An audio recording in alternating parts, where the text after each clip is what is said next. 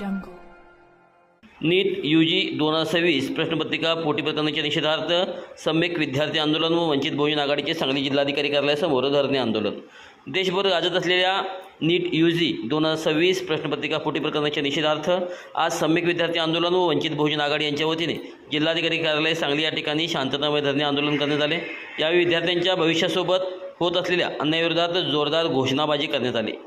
या आंदोलनाद्वारे नीट परीक्षेतील गैरव्यवहार, शिक्षण क्षेत्रातील वाढता भ्रष्टाचार आणि शिक्षणाच्या वाढत्या व्यापारीकरणाविरोधात तीव्र संताप व्यक्त करण्यात आला. लाखो विद्यार्थ्यांची मेहनत आणि पालकांचा संघर्ष प्रश्नपत्रिका फुटीमुळे व्यक्त केला असून देशातील परीक्षा व्यवस्थेवरील विश्वास डळमळ झाल्याचे आंदोलनकर्त्यांनी सांगितले. यावेळी जिल्हाधिकारी सांगली यांना विविध मागण्यांचे निवेदन करण्यात आले. यामध्ये केंद्रीय शिक्षण मंत्री धर्मेंद्र प्रधान यांच्या राजीनाम्याची मागणी, नीटची फेरपरीक्षा विनामूल्य घेण्याची मागणी, public examinations prevention of unfair means act 2024ची कठोर अंमलबजावणी, NTA ची सखोल चौकशी तसेच नीट परीक्षा UPSC मार्फत घेण्याची मागणी करण्यात आली.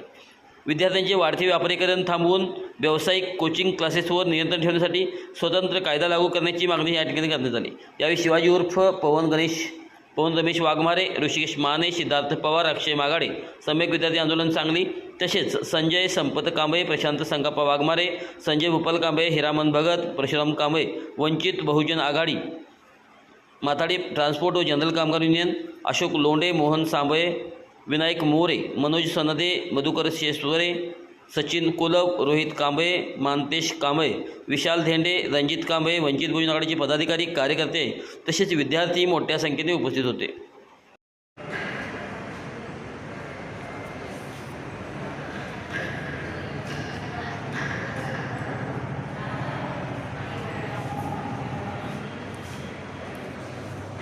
वंचित बहुजन आघाडीचे राष्ट्रीय अध्यक्ष प्रकाश तथा बाळासाहेब आंबेडकर, त्याचबरोबर वंचित बहुजन आघाडी संचलित सम्यक विद्यार्थी आंदोलन सांगली यांच्या वतीने आज नीट पेपर फुटीबाबतचे निवेदन जिल्हाधिकारी यांना देण्यात आले.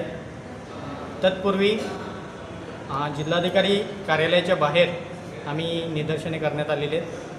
आज जिल्हाधिकारी यांना निवेदन देण्यात आले. त्यामध्ये आमची प्रमुख मागणी अशी आहे की नीट पेपर फुटी प्रकरणामध्ये असणारे केंद्रीय शिक्षण मंत्री यांनी त्यांचा राजीनामा तात्काळ द्यावा आणि या घटनेची जबाबदारी त्यांनी स्वीकारावी. त्याचबरोबर नीट एक्झामची जी फी आहे ती विद्यार्थ्यांच्या खात्यावरती परत देण्यात यावी.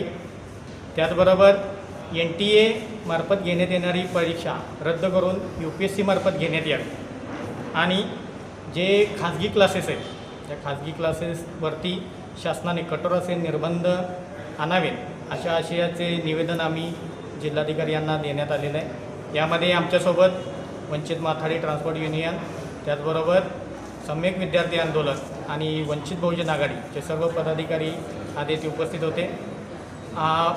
सम्यक विद्यार्थी आंदोलनामार्फत महाराष्ट्रामध्ये या 36 जिल्ह्यामध्ये या नीट पेपर फुटीबाबतचं निवेदन आणि निदर्शने देण्यात येणार असल्याबाबतचा आदेश बाळासाहेबांनी आम्हाला परवा दिवशी दिला होता.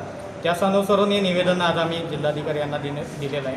तर शासनाने याची गंभीर दखल घेऊन आम्ही ज्या मागण्या दिलेल्या आहेत त्या मागण्यांवरती कठोर कार्यवाही करावी आणि शिक्षण मंत्र्याचा प्रथम राजीनामा घ्यावा आणि खाजगी क्लासेसवरती जास्तीत जास्त कठोर अशी कारवाई करण्यात यावी असे आम्ही आव्हान शासनाला करत आहोत.